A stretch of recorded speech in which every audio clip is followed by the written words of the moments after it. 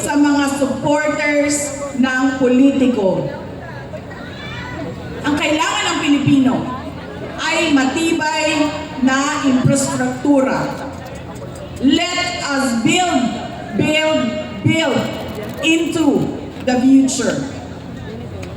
Ang kailangan ng Pilipino ay oportunidad sa hanap buhay at trabaho dito sa loob ng ating bayan.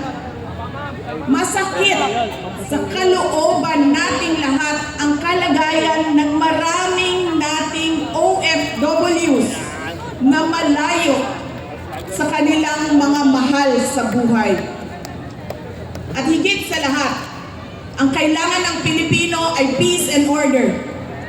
Kailangan nating ganap na puksain ang kriminalidad, illegal na droga, terorismo, at insurgency sa pamamagitan ng makatotohanang non-partisan Philippine National Police na suportado ng ating sandatahang lakas.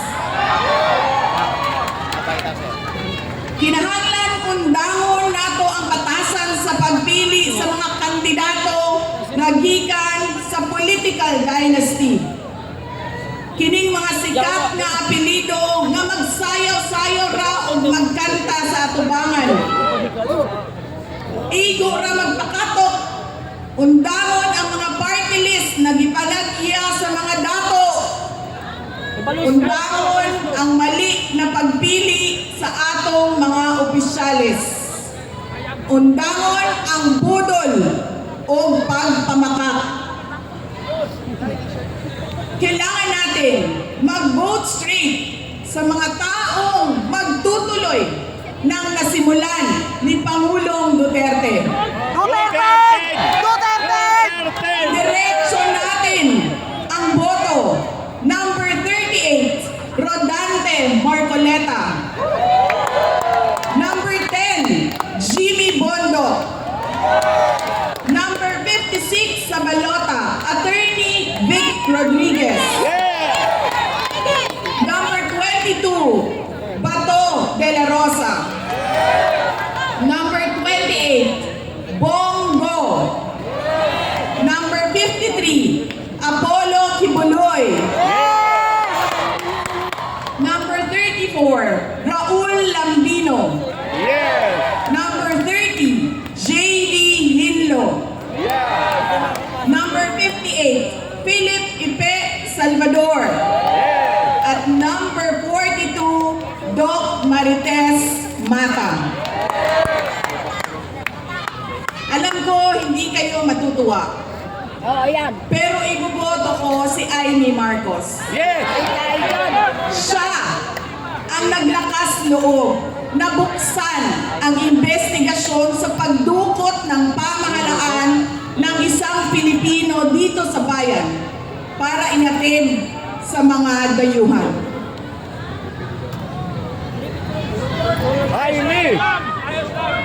Iboboto ko rin si Camille Villar dahil sa kanyang karanasan bilang mambabatas sa House of Representatives na makakatulong sa isang tunay na pagbabago sa Senado. Hindi ako mapapagod na sabihin ito. We Filipinos deserve better. Tunay na kapayapaan at kaunlaran na hindi lamang para sa iilang politiko at mayayaman. Kaya sa May 12, kailangan natin maging mapagmatyag. May mga ulat at bulong-bulungan na may mga kumikilos na sa iba't ibang parte ng ating bansa. Mga babala na maaaring nagsisimula na ang malawakang dayaan sa halalan ng alyansa. Ang binuong alyansa ay isang mapanganib na pagsasanib puwersa ng isang administrasyong walang kakayahan, mga elitistang liberal at mga tinaguriang makabayan na ang tunay na hangarin ay manatiling mahirap ang taong bayan. Isang alyansa na handang ibalik tayo sa kadiliman ng narco-politics, sa bangungot ng Typhoon Yolanda, kung saan ang mga Pilipino ay iniwan sa ulan, sa gutom, at sa kawalang malasakit. Ito ang alyansang muli nais nating alipinin gamit ang kahirapan, kasinungalingan at kapangyarihan. Sa May 12, bumoto tayo ng may buong dangal. Bumoto tayo ng may tapang. Let us show the world that no amount of vote buying or cheating can suppress the fury burning in our hearts. Time and again, you have heard me say, God save the Philippines. Ngayong Lunes, bumoto tayo ng diretso. And let us all save the Philippines. Ako si Inday Sara Duterte, isang botante. I love you, baby! Syukran.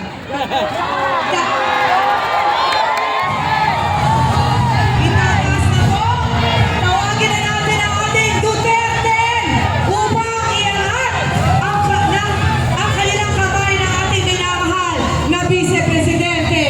Numero 10, Jimmy Bongo. Numero 22, Pato de la Rosa. Número 28, Senator Bongo. Número 30, Jamie Hino. Número 34, Raúl Lapino. Número 38, Rotante Marcoleta. Número 53, Pastor Apollo Kibuloy. Número 56, Attorney Vic Rodriguez. Número 58, 58, nag-isang Philip Salvador. At número 42, Doc Richard Mata. Kasama ang ating PDP Laban. Duterte! SRB Senator Robin Padilla.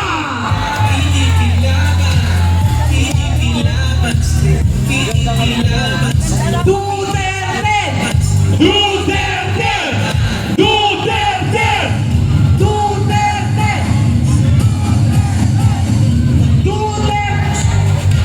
Nakikiusap po ako, i-on po natin ang mga flashlight natin.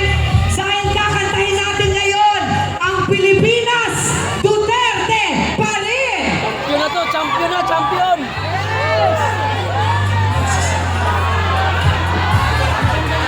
I-on natin para makita na po Pilipinas kung gaano tayo kadami dito sa Liwasang Bonifacio. Kasama ang KOJC Choir, kakantayin na natin ang Pilipinas, Duterte pa rin.